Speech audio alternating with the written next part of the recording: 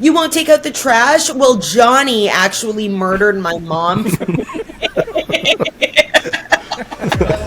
it loud everybody for Anthony Eugenio. We're up next time. Very funny. Wayne Russell, everybody. Welcome to the Open Mic Pain with Anthony and Wayne podcast.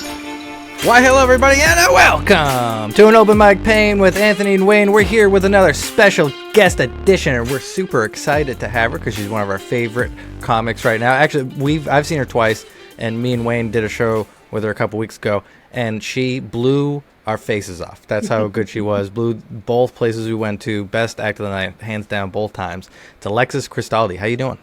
I am doing awesome, you guys. Thank you so much. Great introduction. Thank you. All right. Not too bad. I got more because you are the co-host of a fantastic, and the sound is great too, which is the number one thing you guys got to worry about. So great sound means you got to listen to it every week. Serving Blunt with Maddie and Alexis, right? Yeah. It's been so much fun. It's been so much fun. That's awesome. To be working with somebody that's like been in the community for a hot second, you know what I mean? Being like a new face has been a great time. It's been a great time. It's been really great being accepted by the whole community in general, honestly. So I'm really excited to be here. Oh yeah, fantastic. And we have to introduce as well my co-host, who is also a host of a podcast called Serving Bombs, and that is Wayne Russell. How you doing, buddy? Very good. Very good. Touche. I'm doing all right. So let's get into this. We do have a hard out, so we'll get right into everything. First question I want to ask you, because you kind of brought it up a little bit. How long have you been doing comedy? I just came up on my year. Are you fucking kidding me? Yeah, March 15th. My year. We all started around the same time. Yeah. So Anthony was March 12th. I was March 16th. So look at that. Where was your first mic? Strange Brew Tavern for me. Anthony was Free Street in Portland, Maine. Yeah, Field Notes. Field Notes. I was over How was at the Model Cafe over. Oh, nice. I still haven't been there. Is that a good one? I've heard it's pretty good. I mean, do you like the pain? Because it brings the pain, you guys. Well, it's one of the. It's an all comic mic. You know what I mean? And everybody's like seeing each other's material so much. It's definitely one of those where you're like, can I keep my energy up? / how do I want to like figure out how I'm telling a joke? It's good for that. The hang is always fun though. The guys over there are great. It's Tyler Derniak and Josh. Oh God, it's Josh, and he runs Midway as well. Josh Day? Yes. No. Goldstein? No, not Josh Goldstein. Oh my God. He runs Peck. one. Josh Peck. Josh Oh, Peck, yeah, there you go. I am 1 year in. You know what I am amazed by the most, I think, is that people consistently still go to those after a while. Like the ones that you're like are only comics, and I love them too for the hang every once in a while, but man, you see people that are there like every single time doing the same exact set, and you're like, God bless you. God bless you so hard for finding that, because that is so hard to muster yourself up to do nowadays. Well, I mean, definitely over the year, like I think that you've got certain mics that are good for certain things. That's the thing that I've learned over this year, you know what I mean? Like, and those mics definitely are, can I keep my energy up during this despite the audience clearly fighting against me? It's one of those, like, stare-down mics, you know what I mean? They're just staring you right down the barrel, and it's like, okay, am I going to get through this with no laughs? And I feel like it's also good with those because it's like when you're testing out new material, it's like, okay, I got to laugh. So there's at least something there versus, like, one of those mics where people are already laughing and you can't necessarily gauge how good a joke is because the audience is so receptive to everything. I don't know if you know what I'm talking about. No, that's true. With the problem that we've had in places, because obviously that is totally true, and that's what you need to do. But sometimes, like, I will go to Jamaica Plain, and accidentally, have you been to the one in Jamaica Plain? Which one? Genie or Midway? I wanted to bring this up so bad. Jeannie Johnson's, because you told me you're going out tonight because you went at Jeannie Johnson's, and we have fucking horror shows when we first started. Well, okay, I didn't tell Anthony this. It is my favorite mic. It's my favorite. It feels like a warm hug, but also on the other end, there's drama. There's like juicy drama. You know what I mean? I brought a friend there. I brought one of my friends that is getting back into the scene, and I was like, this is a great mic. I mean, they used to have fights all the time. It's been a hot second. Literally 20 minutes later, 2 fights broke out. I feel like I might have cursed it. I might have done that to you guys. That was my first heckler. We both did jokes there that we probably shouldn't have in front of a particular flag that was hanging up on the wall. I think the host is different now than when we went there. Yeah. Every time there's like, this is the problem. We were just starting out in comedy when we were going there, so we were grasping at straws for our comedy, and the Bud Light thing happened, and I had to talk about it because we all were talking about it, right? We were all doing that, but I was very inexperienced, so I was very heavy-handed with it. And I did a joke, which I've said a million times on here, but it was basically like, I always thought it would be the watered-down flavor that took out Bud Light. Turns out it took a watered-down woman. That was the joke. And I said it, and to the most amount of negative silence, black hole silence that I got from it. And I was like, damn, that usually doesn't. I turned, and there was like a gay flag right next to my face as I did it. And that was like the first time I learned that you got to know where you are at all times. You definitely do. I've some like a lot of the things have to do with gay. The fights that I've seen, they've got a lot to do with gay rights as well as like black rights. I've seen like certain people get really, really upset by some like racist jokes that have happened. And yeah, they don't care about beating people down, man. They will throw you out of there. It gets hot and heated. We didn't see any of that the couple times we went, but I could definitely get that vibe from it for sure. Yeah. So you won there. Did you get a trophy? I did get, well, okay, sort of. I got a crown, which is more fitting. I mean, for the queen, right? No, more fitting. I got the crown, which was really cool. It was earlier back in January, and then they're doing the showcase now. So like they do winners like up to a few weeks, and then have like a little thing for them, which I love. Which honestly I love. So that is really cool. Have you done the burn? I have done the burn. Did you win the burn? No, I got second over at the. I was nervous for the burn. I don't know. Yeah, it was different because I was like, this is a competition. Like the open mic is not necessarily like, I'm like, yeah, we're here to have fun. I get a trophy, that's cool. But like with that, I was like, this is prestigious. Like as a person that's like first year in, you know what I mean? I don't know how people feel like that have been doing it for 10 years if they take it as seriously as I was taking it. But I was like shaking in my boots a little bit, especially because I was going up against, it was Trent Wells, Sean Rosa, Holly Johnson, and Camo. And those are like legit, like, they're like legit. legit. I was like, as I was like standing, I was like, I don't belong here. I don't know about you guys. I've been getting so much like imposter syndrome has been happening a lot, especially with mics or not mics, with shows that I've been like wanting to send my tape to, and there's that thing of you're not ready, which certain shows in like festivals, it's like, okay, know your jokes, you definitely have time to like work up to that, but then other shows I'm like, no man, stop getting in your head. You can definitely, you have material to bring, you know, you have feedback. I don't know, do you know Carolina Monescue? Yeah, she was like, Alexis, if you're getting the feedback, walk the walk, you know, like and I think that's one of the big things. Like, I mean, obviously it's like you have to have the comedy to stand back behind it, but like being confident is huge. Being confident on stage is huge. It's like wrangling kittens with that crowd, you know? Well, I gotta say, I think we actually talked about this after we did the show at Fortune Bar, but the reason my reaction to you telling me you've only been doing this for a year was because watching you at Fortune Bar, the way that you got up there and controlled that crowd that was getting out of hand and grabbed everybody's attention, I was like, seasoned vet right there. It was incredible. It was a really good job. I'm a seasoned server, and I know how to handle a table that won't shut the fuck up. So, I mean, it's kind of that same type of energy of like, hey man, I'm here and you're going to listen to me, you know? Yeah, like, you have a powerful personality too. They- Like you have like a booming voice and just like, so you definitely commanded the crowd there. It was great to see. It's the term that I like to use is confidence is key. You know what I mean? So going forward, like that's what we're aiming for, and I think it's. I don't know. You have to be commanding, because if you're not commanding, it doesn't matter how fucking good your jokes are, nobody's gonna hear them. You know what I mean? So even as long, like, I mean, if you bomb and people are listening, that's one thing. But again, at least you've got that. Like, you're able to get people to listen to you, to know that your jokes suck, even if they do. But that's one of the most important things anyway. Is like, can they hear you? Can they understand you? Are they paying attention to you?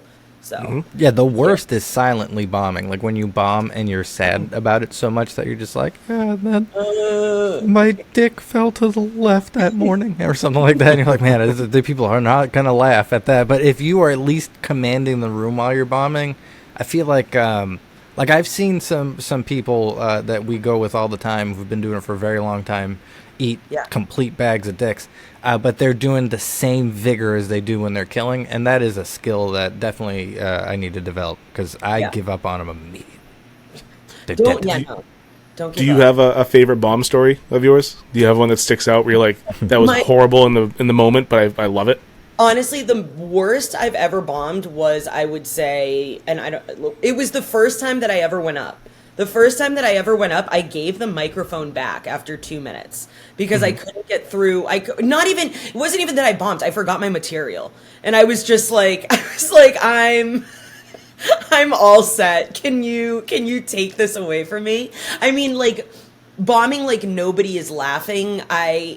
Thankfully I haven't really had that, besides like those mics, you know what I mean? Those mics are, you just got to keep on trekking. You have to know what they're for. They're not for you to get laughs. They're for you to work stuff out. Yeah. I mean, like, now as I've like had the experience, I realize that. But like, for sure, when I was starting, I was like, all right, just keep going, I guess. Just keep going and see if you get anything. But yeah, that's true, because I agree, because we get told all the time, like, that, don't worry about the laughs, that, they're just comics there and all that.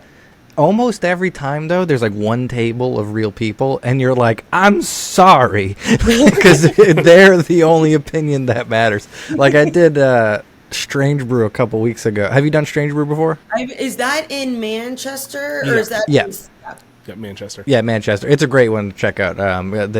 Sometimes they pack that place incredibly full of people, but sometimes there's just comics. And a couple weeks ago, I was trying. It was all comics, but one table of people, and I was doing new jokes, and I got so offended only at that table that was not enjoying it, because it's just like, you want the real people to like it. It's like when you do a real show, you're just trying to get them to go. So again, really hard at any mic, because again, we go once a week.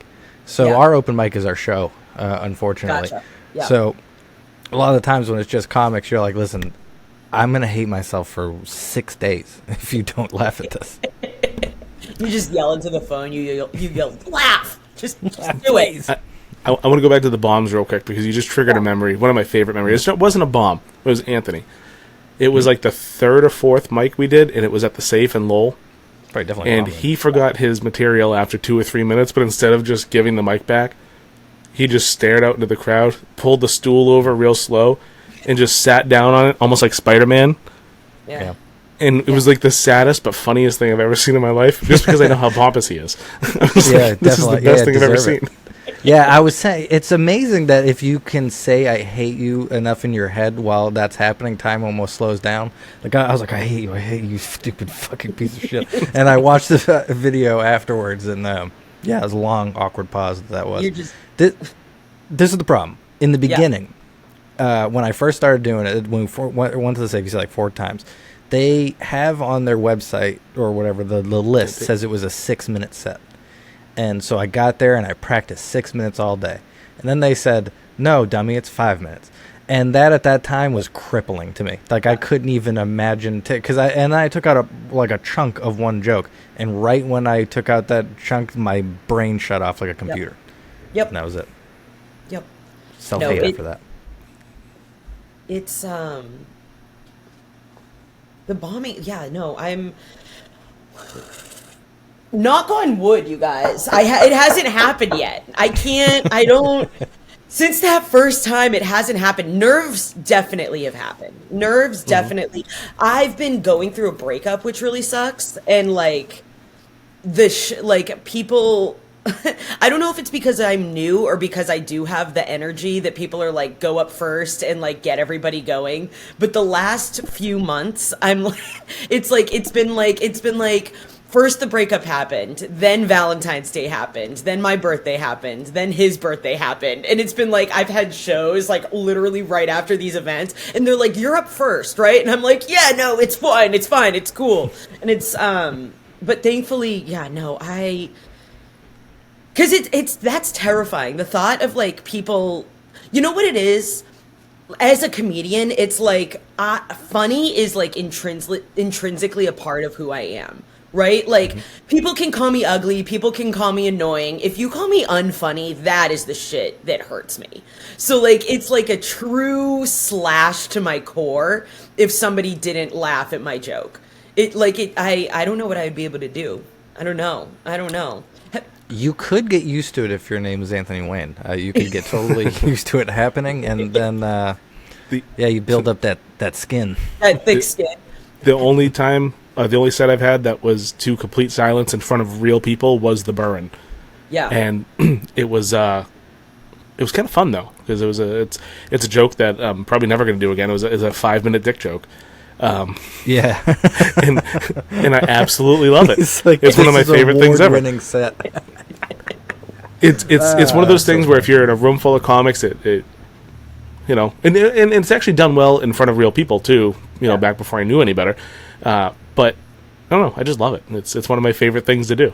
I'm also second place, Burr, and me and you we're co-second placers. Fuck yeah, man. We have to go head to head. We have to go in 2 months. We'll both sign up for it again.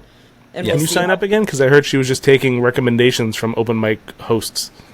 I have not. Well, because I did it. I guess I could. I did it mid-January. I want to say 17th. That's after the change. Yeah. So definitely. So it's time. It's time to get out again. Have either of you watched The Marvelous Mrs. Maisel? Sorry, speaking of me.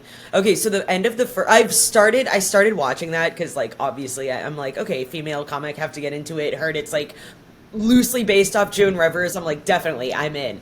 The viewing it from like a Boston comedy perspective in that first episode when her husband bombs at the Gaslight and then leaves her because he bombed is so fucking comical to me. And he's like, you'll just never look at me the same way again. And it's like, if somebody bombed at the model and then broke up with me because of it, I don't know. You know what? You were never a man in the first place. If I bombed in front of my wife, I would divorce her for sure. Like if she went up a dig right afterwards, like 100%, it's over. It's done. It's done. But you have to. I'd be like, listen, my dick is shut off now. There's no way I could ever turn it on again after such humiliation. Hey guys, what's up? We're back at Fully Flaccid. Yeah, exactly. That could be your first special, Anthony. Or second. First special, say my fucking name right. Second special, Fully Flaccid. Yeah, I speaking of being like taking the confidence in it, I already made my first like I've never recorded a special, but I already know the name of it and I made the thumbnail for it. It's called Say My Fucking Name Right, and it's me on the beach and I'm looking at it in the in the clouds. Because that again, in a year in here, I've let's say done 100 mics, and 95 times they've said my name. The wrong doesn't bother me. Learn that. I thought it would. That doesn't bother me. What bothers me is when they say, like, no fucking chance on this one before they say it. And then they say the name and no one claps because of that before you. And then I got to go up to silence and I'm like, all right, this sucks. Start from zero. Cool. I always go up with like a woo. I woo myself as I go on because I feel like it pumps me up and the crowd up a little bit. You know? You gotta.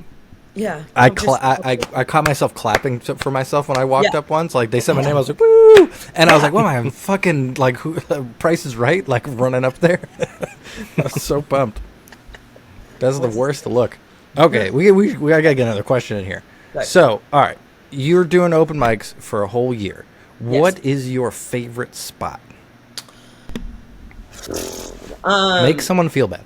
No, Don't say useful. honestly, like I think Jeannie Johnson, The Point, and Point's fantastic. yeah, those two, and then the Middle East also has a place in my heart. But yeah, Jeannie Johnson and The Point, those are. I would say Jeannie's first though. First and I fucking love, like, ending the week there. It really feels like a warm hug. Like, I don't know, the setting inside. Everybody's so happy. Everybody's chilling, but also being supportive. I love going outside to smoke outside of a bar. Is that, you know what I mean? And I love like the group smoke hangs and stuff outside of there. And just, I don't know, Adam's great. Just so much about that bar. So much to And there's love. fights. Like, and there's drama. Are you kidding me? Dinner and a show? Fuck yeah. It's true. It's You true. know, I just had like this unlocked memory. I think we might have met at Jeannie Johnson's. Is that true? When? So it was obviously we've been there 2 times. It was back in had to have been April or May of last year. Okay, so when But Jay we was, were sitting on the back wall, yeah. and I think you might have came to sat at our table because it was like packed and there was nobody there. Very possible. And I remember somebody coming to sit. It kind of looked like you coming to sit, and I didn't realize they were a comic. And then they went up and did really well. I was like, oh, holy shit! I had no, I was just sitting there. I'm just going to assume it was you. It's me. It was Yeah. me. It was me the whole time. Yeah, You know what's man. nice No, about that's- doing the amount of drugs that I do is that I know that far back I could never remember. So there's no way I could even like I have plausible deniability about that time. I feel Like so a goldfish. Dude, like, honestly, I feel so bad. I try my best. There's so many people. Okay, big community, but also really small, but also big. Like, the amount of people that I'm meeting in such what feels like a short amount of time. I feel so bad. I was my roommate and friend, he came to one of the mics, and I introduced him to one of the comics, and the comic looks at me and he goes, "What did you say my name was?" I introduced him by the wrong fucking name. And I had to stare him in the eyes and be like, "What did I say?" And then realize. It really is amazing how big the community is. I Like hope you he think bombed you know. afterwards, by the way. What's that? I hope that guy bombed afterwards, by the way. Like you said his name wrong and he walked It's up in there his and bombed. head. He's like, "What the fuck?" he's like, "Fuck, I'm not memorable." But you go around from mic to mic and do shows and all that, and you feel like you've met almost everybody, and then all of a sudden you go into a room and you're like, who are half these people? Like, they Yeah, must be new, and they go up and fucking kill, and you're like, oh, they've been known for comedy for 10 years. That's crazy. There's just Yeah. so many. I genuinely, I love this community. I love being able to, like, see. I mean, obviously, like you said, there's obviously people that you know, but I love that, like, you see all the same people at mics for the most part, but, like, it's not always the same people at each one. And it brings me back. I don't know about you guys. I was a big music scene girly when I was in, like, college and stuff. And that's how it was, like, post-hardcore, like, ska, like, it was all the same people. You knew everybody in the scene, but it wasn't always everybody at the same shows. And it's just so nostalgic. I love the family vibe over here. I'm so grateful. I'm so happy. Yeah, and what you get too, if you're not from the area, you got to get on the Facebook page, Boston Comedy something too. I don't know. Part 2. Wayne would know. Boston Yeah, part 2. Comedians Part 2. Because people do all kinds of crazy shit on that page. That's very funny to follow. The drama Lots is of drama. wild. There's drama is isn't wild. it? For people that know they're going to see each other, like, probably the next day, it is wild what people will say. Yeah, no shit. Oh man, it's been a long time since I've seen a comic's arms that had any definition of it that I knew could throw a punch. I think you know who's one that would fuck us up pretty hard is Paul. Do you know Paul? Is it Salibi? Salibi? I think it's Salibi? Salibi? Yeah, I think he trains jiu-jitsu. So if you're gonna fuck with Paul, he's gonna fuck you up. So just FYI to the world out there as they see that he doesn't have cauliflower ears because I'm sure he's good about it and puts on headgear like a smart boy. But those are stealth killers. So be Yeah. careful. And he's gonna film it and edit it real nice to make it look even worse. That's right. He does the videos. Yeah. I've seen his videos.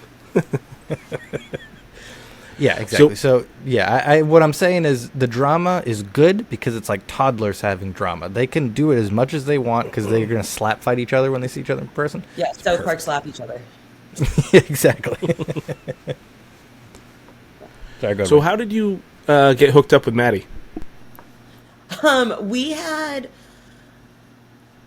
So I last year I had a show called, which I'm still going to be doing. I just haven't gone back into it, but it's called Next on Deck Shows, and I had her on one of my shows, and I knew she was. So like I got to know her from that a little bit, just like from the little time that I hung out with her, and then she had a show or has a show called Cool Basement Show, which when I moved to my new place, I was like, hey. Remember me? You were on my show. I have a basement in case you want to do a show together. So we hung out and we were hanging out and we were talking about podcasts. And I don't know about you guys, but it's so hard to find people that want to do stuff and commit to it. Like, it's easy to find people that are like, yeah, I want to do these things. But then it's like, all right, bet. They're like, oh, well, not actually. Like, oh, well, my schedule. Meh, meh, meh, meh, meh. And she and I were both like ran into that where it was like, I want to do this. Do you want to do this? You do want to do this. Do you actually? No? Okay, cool. And we were both talking and we were like, fuck, let's just fucking do this together. So like we hadn't actually really hung out much besides once or twice before actually filming. And it just so happened we have really great chemistry. I was just going to say that. I would have sworn you guys were friends for decades. Your chemistry together is incredible. It's so good. It worked out so well. We had that first episode and it was just magic. And it's very much, my friend said he was like, I'm listening to it and it's very much like older sister, younger sister, like hanging out with each other. Just because we are, 10 years apart. I'm so old, you guys. I'm not so old, but like, I'm old enough. I'm old enough that I wanted to stop. But yeah, There's that no, confidence. it won't. It doesn't stop. But I was just thinking about that because the other day I was at the store and some kid there, had to have been like 21, 22. Yeah. I gave him my card and he looked at it and goes, hey, are you Tyler's dad? I was like, no. And I had my son with me. I have a 4-year-old. And I was like, no, not at all. And then he's like, okay. And he just started bringing stuff through. I was like, hey, how old is this Tyler? And he goes, oh, he's about a couple of years younger than me. Probably a freshman in college. Perfect. And I was like, dude, come on. What am I doing? I have a joke about this right now about like being ma'amed. I don't know if you guys know the difference between miss and ma'am, but that's basically what it's like. It's like, how fucking old do I look that you are just gonna casually age me like out of control, like out of fucking control. Men don't you have get that. We sir. just have sir. I mean, I guess you could call somebody getting mister. sir? But No, getting sirred is terrible. That's horrible. not concerned. I want someone to You've sir been me. sir since you were fucking 18 and bald, you motherfucker. Yeah, I know. I love it. You're used to it by Like, now. a sign of you're respect. on the pro ma'am side. You are saying you like the respect. You like the respect of it. Yeah. Is what you say, yeah. But I man people all the time because occasionally I'll interact on stage with the crowd, and every time I look at a woman, and not every time, but if I'm interacting with a woman, I'll go, ma'am, and then realize that ma'am's not good, so it comes out as ma'am, miss. You have a stroke on She could be stage. like 87, and I'll still like panic and be like, miss, young lady. Nah, sir, I feel like unlocks like all the bad attributes of you when you get older. Like I'm like 10% more racist if you call me sir. Like I You feel like become 10 years Republican. older. I'm cool if you call me dude. So I just listened to your third episode today. Yes. And I got to tell you, one of the recurring things I love, and I told you this at Fortune Bar, the Gypsy Rose saga. God damn, it's so good. I started paying more attention to it since I listened to your first episode, and it is so wild. I love it. Well, okay, so I mean, obviously the content is hilarious, right? The content is so good. If for people that don't know, Gypsy was being drugged by her mom. Her mom suffered from Munchausen's by proxy. Gypsy ended up meeting somebody online. They murdered her mom. Then she's now out and about and like living her life and just is a normal girl. And that's the thing. She's just a normal girl. You know what I mean? Like there is nothing more to it than that. And like she's talking about how good her husband's dick is. She was pimping out her 15-year-old cousin. She was like, ladies, get on this, but only the age appropriate ones. He's only 15. And it's like, where is your PR agent? What is happening over here? That this is I saw a video. I don't know how long ago this was, but she was on The View, and she was giving this speech like, I just want to like support people and let people that were like me realize that there's ways you can get out of it. I did it the wrong way, and was it Joy Behar? I think her name is. She's like, don't say that. Don't say that. She said, no, I did it the wrong way. She said, don't say that. And then all of a sudden, Joy realized what she was saying, and the look on her face was like, oh no, don't do that. No. It was one of the funniest clips I've ever seen. If you polled America, it'd be kill that lady. I think, like, if you were gonna, or the mother, we no, the mother, like, we love a good vigilante story, like like if Regis was asking the crowd or whatever, and you were gonna like narrow down, it'd be like cut that lady's head off. Would be the fucking one that they would say. But let me push back a little bit. Yeah, you said she was normal. What do you mean by normal? Like, normal in the way that she's like photoshopping her own photos, she's using filters, she's just hanging out with her husband, going out to like theater shows and stuff, posting pictures with like her cousin and like the woman down the street. Like it's all very much, I have 8.2 million followers, but also I'm just learning the internet. Like it's she got out in end of December, right? And then she hopped on her phone as she was walking to the car. And she's like, I'm a TikTok star. Basically. Did she not get married in jail too?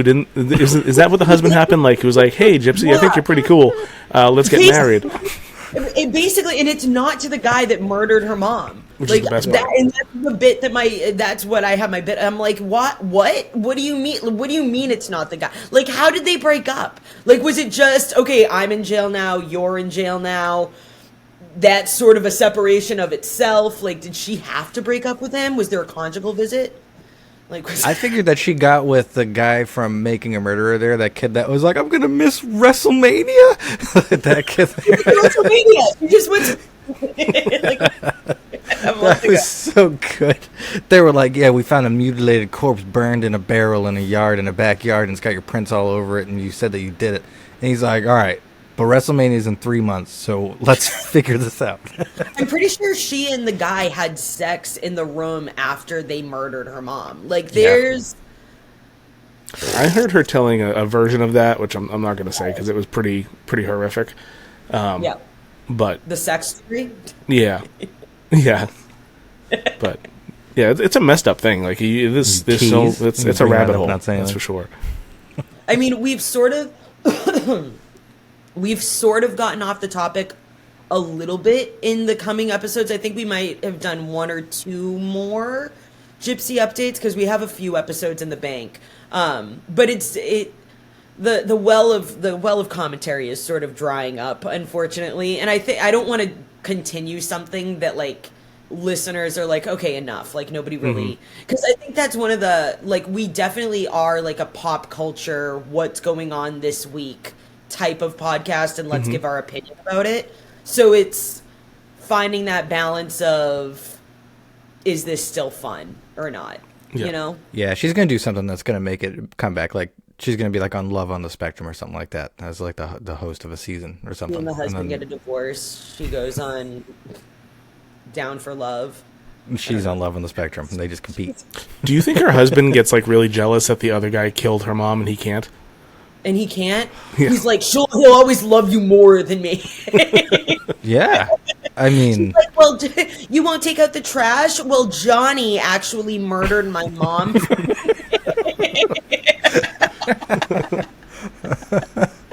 Yeah, it's true. You can't come back from that. No dick size advantage is going to beat that. That's peak. Oh, shit. That's funny. Wow. Damn, if I only knew killing my ex-girlfriend's mother would have done it for me. Stop comparing me to him. Stop comparing me to him, Gypsy. Didn't they like dress up like sexy ninjas too while they did it or something like that? Like Gaiden ninjas? They were doing all kinds of weird stuff. As they were murdering the mom, they dressed up as sexy ninjas? Were they like... I think so. Like, fuck, what is it? Finish her from Mortal Kombat. She's like dressed up as like... Yeah. Yes, an objectified woman is how they were dressed up. I really like this swimsuit. Don't get blood on it. You know I want to return it. Yeah, he was definitely like they were texting in between each other. I watched the documentary, and like he was like a cyborg I'm creating the Asian anime narrative that they were following, but they were following one of them hard, and they were definitely like you saw it. She sent pictures of herself dressed as like Wayne, help me out here. You know that stupid shit. Yo, this checks. She seems like an anime girl. Like Yeah. that doesn't surprise me. Yeah, She's they like, had like this weird. is my version of Death Note. Yes, exactly. That was precisely the theme that they were following. Was that Death Note theme? But it was. It's so fucking funny. That's so funny. And that fucking what's eating Gilbert Grape there, that mom that had to die at the end. That was so sad. Fuck. No, it's wild. It is wild content wise. Like it's. We have to hilarious. commission somebody to make like a Death Note parody. We call it like Gypsy Note, and we're like, instead of writing a name in the book, she just texts somebody like her boyfriend. Yeah, You like puts on the Deadpool fucking mask with the sniper rifle. Yeah, the anime they do those like big Southern ladies. I don't never see it. I have never yet to see an anime transition to a big Southern lady in a thing. I don't know how they do it. I think they do it like a Dragon Ball Z character or something like that. Remember that big fat pink one? Oh, Majin Buu. Yeah, I don't see? even really watch Dragon Ball, but I know Come Majin on, Buu. you just said its name. Well, I used to play Budokai. What? Yeah, Budokai, the fighting game on PlayStation Budokai? 2 or 3. I forget what it was. Ooh, that sounds sexy. It was like the that is- only that's good what they were Dragon Ball doing. Z game. It's Budokai. Sorry, we lost you, Alexis. He lost me. He lost you. No, it's close to Bukkake. It's close. Bukkake. Not close enough. Sexy. It's that one. Budokai. Yeah. That's It's a good one. Budokai Buddha's Bukkake. Is that when he That reaches might be what it a is. pleasure state? Is that It's called Nirvana, actually. is that Nirvana? If a bunch of people come on Buddha's face. Nirvana. Could you imagine if you were a monk, right, and you were just for 6 years or whatever the hell they have to do, they're just sitting there and they're not letting anything come in and they're just meditating, and you transcendentalize into that other universe. You're like, oh, I'm here, I did it, and it's just a fat Buddha. And he's like, you have to come on my face. That's what it is. That's what it is. Nothing is You make- coming in, so everything can come out. And you're like, Jesus Christ, Buddha. Jesus fucking Christ. You're gonna He's already kind of in a 100%. stance too, like the you ever see like the movie? He's already just sitting there waiting for it. He's with his happy face. I thought this was called praying Buddha. No, it's called respectful. Get cum on your face. This is the perfect stance for it. I'm telling you, I would do it. That's the problem. Like, imagine you put that much time in, and then that's the end. You're like, you're not gonna stop. You're like, yeah. You're see- no way, I'm not. You're already there. You're already there. Yeah, I mean, same thing. That's just how it's. How do we get on fucking Buddha coming on the face? Oh, Budokai. Right there you go, Wayne. See Budokai, what yeah. happens? See the tangent Right. you send us on? Sorry, What about Gandhi? How can we come on his face, Wayne? Bring us through that. Gandhi. Yeah. I don't know. I'm usually How pretty do- good with like wordplay. I can't figure that out. How do we get Gandhi? Well, how do we come Yeah, on yeah, Gandhi? how do we come on Gandhi? Come on Gandhi. Yeah, that's pretty good. as it is. As it stands, it works. I mean, you can come on Gandhi. He's not going to swallow, right? He had that fast. Oh yeah, that's right. That's right. He did the whole. yeah, I hunger think thing. under 30 calories you're allowed to have even How during he a fast. swallowed. He goes, no. Are you a quitter? Either swallow or you're a quitter. He's like, I'm not either. Then he lit himself on fire. Put him in a rock and a hard place there. It's a Sophie's choice, Gandhi. You gaslight Gandhi into swallowing your cum. That's what Would that make him not vegan anymore? Like he was vegan, right? I'm married. I've been training for this my whole life, Gandhi. He's like, you can't even do it. Well, then I guess you're a quitter.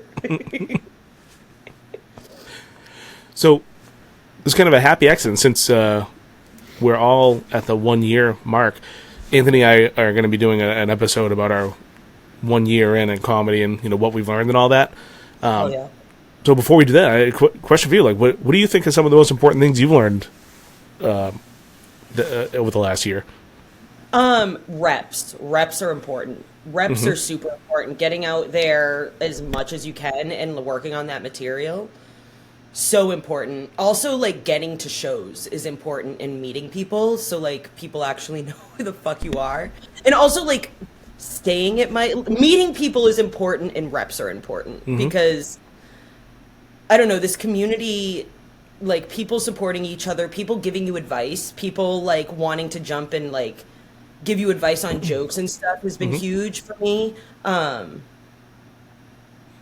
Yeah, and also, like I said, like, keeping that energy up, I found is huge. Is a huge one. Those three things. Like, just keep going. I don't know. I've learned a lot of stuff. It's like I took a little bit of time off, but the last like 4 or 5 months I've been consistently back in doing it. Like, getting my reps in has been probably like the biggest thing that people have told me is like, you know, just keep writing, just keep repping, just keep writing. Those are big. Yeah, it is good to, like, because we all aspire, I would say, to get to the level where we're going to real shows is what we're getting booked on mostly. That way, the new stuff that you're trying and the reps that you're getting are in front of real crowds that really bring the material out to it. But for now, we still need to get out there. And to me, I agree with you. Getting the reps in is gigantic, but more importantly in the reps is to pick the right reps too, like you were saying earlier, which is we've learned throughout the year that if you go to the point, good chance you're going to get a real crowd.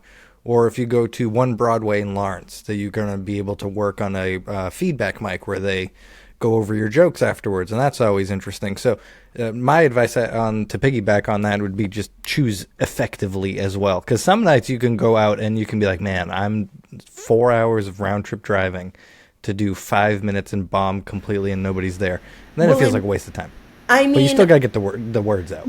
That being said, you can definitely, like, I think having a well-rounded set of mics, like a mic where it's mostly comics, a mic where it's a bar where people aren't paying attention, but there's definitely a crowd you can wrangle, and then a mic where it's people that are there to fucking listen, like the point stuff. Like, getting into those three and being able to, like, gain attention and laughs at those three, like, you definitely... Makes you bulletproof, it's true. And, like, I think also, if you're planning your mics out right, you can get multiple reps in a night without having to travel too far, which is really nice. Like, on Mondays, they've got Nudia and Lucky Strike back to back. And then if you get out early enough, you can make it over to Green Dragon right down this, like, right in the north end. If you want to, like, hit up 3. Same with on Sundays. I'll do Donahue's or Jacques, then go to Grand 10, then end over at Midway. Like, we'll have to meet up for one of those runs because I'm up in Pepperell. I'm like, oh yeah, okay, that's Anthony's different. even further. He's up in Maine. Yeah, but yeah, oh, that's different. So hitting multiple mics in a night is tough just for me particularly to get to a spot early enough to hit the first one. But Sunday's been on my radar, so I like your idea that you do 4 in one night. That's amazing. Like, if you can, I mean, like, especially, like I said, when you start meeting people, you can be like, hey, I'm going to be a second, I'm over here. Like, especially if they know I'm fucking driving from one place to another and they know who you are and you're like, I've got a show coming up and I'm trying to, like, get my set out as many times as I can. People will work with you, which is another thing, like, I love about this community. Like, I've messaged people and been like, hey man, I'm at a show, I'm leaving now, can you throw, like, I remember being in Worcester and I ended over at the Pint. It was like 8:30 or so at night and I wanted to go to the Middle East after. But Middle East, the mic, they closed the list at like 9:30 and I ended up messaging Phil and I was like, hey, do you think you threw me down? You threw me down? I've only met Phil in person one time. We did a class together, and he was awesome. He's great. But we, occasionally talk and comment on each other's stuff on Facebook and stuff. But yeah, he's a wicked cool dude. There's a lot fewer go fuck yourselves than I thought I would get in this industry. You're right. People are pretty nice. Like, I imagine if we were in New York, could you imagine, like, get the fuck out? And, like, how many of those you'd get for trying to, like, get on lists and stuff like that? It happened to me last night. I went to a mic last night, and I got there. List went out at 8:15. I was there at 8:20, and I was 27th on the list. Yeah. And Crazy. I said to the host, I'm like, honestly, you can take me off. I'm probably not going to stick around because I would have had to stay there till midnight, and I have to work this morning. And he goes, no, we'll figure it out. And somebody dropped, and he's like, you want to go up third? I'm like, that's fucking right, I do. Yeah, absolutely. Yeah. So yeah, definitely going out and meeting people and getting to know people. And it feels good to get advantages over new people who are starting, because nothing feels better than you are in the beginning. You are the rookie and you eat a bunch of shit, and then a couple months in, you get to look at people and go like, "Hey, watch me, like open mic bump you." Yeah. Get on them, go from 27th to 3rd. Love that. Which is. What, Yeah. To kind of piggyback off of what you said you would learn, we went through. We've had a string of episodes with some bookers. We had Alana Foden, who books the Soho show up in Hudson, New Hampshire. Yeah. Al Goniker, who books some stuff up in Portland, Maine, and Mike Atrobus, who's all over New England. And what you said was pretty much what they all said. One of which being, choose your mics wisely. Alana said if you're going to a mic where you're next to a dartboard or there's a pool table or there's a bar, you're learning to work through that. So when something happens at a real show, it doesn't faze you. Mike Atrobus said, go out on a Friday, Saturday night. Don't go to an open mic. Go to a real show. Meet the booker. Meet the other comics that are on the show. It's going to help you. So, yeah, you're right on point there with, with what we've heard from these people who have decades in the industry combined. Like, it's, I don't know, that, like, being able, it really is true, like, being able to make sure you're picking mics, especially when you aren't able to go out, like, consistently, because I have an advantage. I'm over in Brookline, you know what I mean? Like, I'm able to just zip to once because I'm pretty much right in the center for so many of them. But it is hard when you're like, hey man, I've only got, like, there's a comic that I know, he comes from Rhode Island as well, like same, like different state. You're traveling quite a bit in order to come to a mic, and it's like, all right, well then let me pick the day perfectly so that I can get the most bang for my buck. Essentially, like, yeah, we got to do the double and up more. That's definitely the key, especially because there's so many good ways in Boston that you can do that now. Get more on Tuesdays. There really is. Which actually, there's a possibility I'm going to be starting one on Tuesday. I don't know. I'm trying to figure out. Yeah, I'm trying to figure out. I'm in this spot where I'm like, life is presenting options for me to start either a show or a mic, and it's like, but do I want to go for that option? Because I feel like it's a bit of a responsibility like a weekly responsibility, at least for a mic, where I'm like, do I want to? Yeah, when you're doing like a monthly showcase, that's a lot less stress. Yep. Yeah, but I mean, that being said, I'm also like, I know I'm going to be going to a mic regardless, so why not the fuck, like, just... what I wanted to do was, like, do one in the North End on Tuesdays so that people could go from an early North End one to the Point later that night. Yeah, I was about to say that's what we're missing right now, because you can do a bunch on Sunday, Monday, like you said, but Tuesday, I don't know what else you can double up on to go. Like, the Point's late enough where you should be able to, but I don't know what else is there that you can do that with. There's the Bebop, and have you guys, either of you been to the Bebop? No. That one's really early. I It's haven't a done that jazz club. It's a jazz club in a bar, and that's one where I was like, you've got those bar scenes where it's, okay, I have to get this crowd to actually fucking pay attention to me as much as I can, but it is like you're talking to a brick wall a lot of times. People are not paying attention, and like the hang is fun. The hang is fun, but it's definitely at a bar where it's hard to get people to pay attention to you. And like, it feels sometimes like people are like, shut the fuck up. We're trying. Why? You're not jazz. You're not jazz. Get out of here. I know. They don't. Do they give you any of these? Is that? Have you ever gotten that instead of applause, the snaps? I haven't gotten snap. Can you imagine just a sea of just like? I've really gotten well. We've gotten snaps snapped. before, but by like Yeah, yeah. like one or two people. Like there was a couple or something, and It was a they geezer, liked the wasn't it? joke I did, and they both started doing that. And I was like, "What the fuck?" It threw me off. I was like, "What the fuck was that?" I thought I was having a stroke. I was like, "What is that noise?" It's shuffling. So Oh, shit. here's we're getting towards the end here. Here's a question that I've been thinking about lately that I've wanted to ask the guests that we have. So this is the first time I'm going to ask it. I feel as if we all, before we start comedy, somewhere into comedy, you realize that networking is a lot bigger part of it than you thought it was going to be. I don't know anybody who before they start comedy is like, it doesn't, like, it matters so much that who you talk to rather than, like, working on the material is paramount, but networking is almost the same height. Now, when you figured that out, like when it clicked for you, was that an exciting prospect? Did you go, oh, I'm very good at that, that's going to be a good part to it? Or did you go, ah, fuck, I didn't know that was going to be part of the game? So, the first guy that I got into comedy, the idea of it anyway, semi through networking. I've always known, because like I was in radio before this, so like I had sort of an idea when it comes to like media that you have to be able to.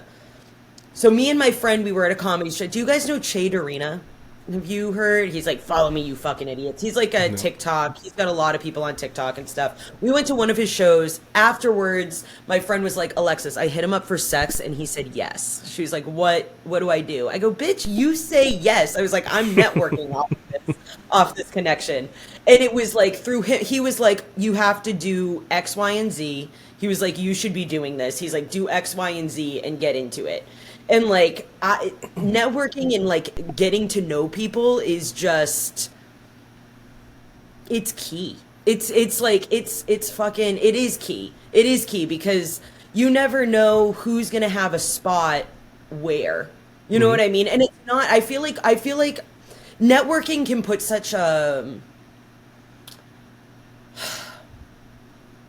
what's the word that I want to use? Like a business-like spin on it, which I feel like in comedy, it's not just about that. It's like we get along. Like networking, half of it is, do I get along with you? And like, can we like shoot the shit back and forth? Like, I want you to see that I'm like a cool person, not just trying to use you to get ahead. Like, that's not what the main part of this. Like, I'm also just trying to meet fucking cool people that are like genuinely in this and like are actually funny. You know what I mean? Like, That's the ideal. That's really, to me, is the, you are genuinely just meeting people, and that is achieving things like shows where you go. To me, the thing that I hate the most, and that is my number one pet peeve about life, really, because this happens in anything that you do, is the disingenuousness, like you said. Like when someone, you can tell, is at the place that you're at to get on the show, and they're with a completely different premise that they put forward. Like, oh my God, I must come support this because of this beautiful, and you're like, you're here to get a show, you fucking piece of shit. I just want more. As long as I get the honesty or the, because if you're here like, yeah, I'm going to go talk to the booker and I want to get on this fucking thing. This would be sweet. I'm completely all in. But altruism pisses me off. All right, Wayne, bring us back on track. So, you kind of touched upon how you kind of came into the comedy through networking, but so you had no anything? Like, there's nothing like, hey, I want to do this. 'Cause for me, it was like 20 years. I was like, I really want to do that, but I'm too much of a pussy. And then finally did it. I've been wanting to do this. So since I was like a teenager, comedy has been such a huge part of my life. I remember like when people would be, obviously I would be listening to music and stuff like that, but one big thing I started getting into was listening to comedy albums and like really just enjoying stand-up comedy. Do you remember when Netflix first started and they had like Comedy Central Presents on there? Do you remember they had like all those seasons? That was like that and South Park were like the two main things that I was watching on Netflix. So that's what I was doing when I was a teenager, but it was actually Comedy Central on a tube TV. Well, I mean, that as well. Like it was, I remember being so excited when Netflix got it because I was like, I've got all the seasons. Like I'm gonna. So like comedy's always been huge. And when I was trying to figure out what the fuck I wanted to do with my life, I was like, well, I mean, comedy. Like I know I want to do comedy, and it was like, okay, but being funny off the cuff versus being funny in real life, totally different. Or off the cuff versus writing a joke, totally different thing, right? Totally different. It's the people that say I'm situationally funny. You're like, oh, I'm situationally funny. You're like, that's not the same thing. Not the same thing. And I remember I had done radio in college. Over at Wentworth for a little bit. I was at Wentworth briefly. And when I was trying to figure out what I wanted to do, I was like, I remember at Wentworth, they recorded your show. And I was like, if I did that again, they would record me being funny, and I'd be able to write bits off of that. And then it turned into, oh fuck, I just like radio. And then radio, I had a show though on radio called The Laugh Track, which was me going over stand-up comedy and stuff, and like with some music tossed in there, but it was mostly stand-up comedy based. And I was going over different stand-up comedians and stuff, putting like blocks on their sets. But it was one of those things. Oh, you want to talk about bombing? I remember the first time I bombed, I was like, how hard could this be, really? Like, and I pulled up the voice memos in my phone. I'm like driving, and I tried to do like a 5-minute set, bombed. I remember listening back to it and being like, I need to just shut this off because this is crap. This is not good. And that was back in like 2017, 2018 probably. But so it's always been on my radar, but like being able to write a joke, I was like, how the fuck do you write a joke? And that was one of the first things that I said to Che, because when my friend brought it up, have you had it yet happen where like you're hanging out, you're like, hey, yeah, I'm a stand-up comedian, and a random person will be like, I'm funny, I bet I could do stand-up. Has that happened to you guys? It's like sort of an eye roll. Tell me a joke. Yeah, exactly. And it's like, okay, shut the fuck up. Whatever. That's cool. We're all funny. Like, it is what it is. So that's sort of what Shay did at first. He, like, rolled his eyes. He's like, yeah, that's cool. This girl I'm going to bang later, her friend is funny. That's cool. Whatever. But then after hanging out with him for, like, an hour and a half, and, like, genuinely making him laugh, that's when he pulled me aside and he was like, you need to be doing this. He was like, I'm going to give you a hint. I'm going to give you some hints. And, like, him telling me that, like, being yourself and shit, like, being yourself, always start writing. And I remember being like, always start writing. I'm like, I don't even know how to write a joke. And he was like, nobody knows how to write a joke. He was like, you just start and you just do it. He was like, that's what you have to do. And just, like, pick a topic and start writing about it. And the jokes will come. Mm-hmm. And that was, like, the best bit of advice was, like, nobody knows how to write a joke. You just, if you're funny, it'll... You know what I mean? Like, you just have to start. You just have to sit down and you just have to start doing it. Because there's no roadmap to write the Alexis Cristaldi Peter Griffin joke. There is no way to find the math to write. That needs to come to you. Yeah, my ex is a lot of inspiration for some material. Okay, we got to wrap it up because we got a time. So this is, I want to say, because I want to get it all out there, that you need to go follow Alexis Cristaldi on all her socials. It's at that funny bish with 3 H's, Triple H, all about the game. 3 H's for 3 bulls is what that's about. God, right? That's right. Yeah, exactly. 3 holes. Exactly. You know, you can get it. You can get anything you need if you call Alexis. But only funny out of the 3 holes, right? 3 holes are funny. That funny. I am drowning in not trying to be misogynistic. I was grasping for fucking cunts in the air. We got it. All right. So also make sure you check out her podcast that she co-hosts called Serving Blunt with Maddie and Alexis. And worthy step for the quest for laughs. So we said at the end, fuck you guys. Thank you very much, Alexis.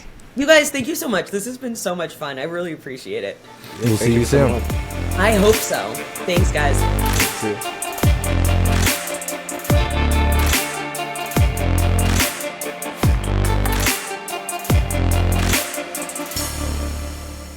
I mean, you can come on Gandhi. He's not going to swallow, right?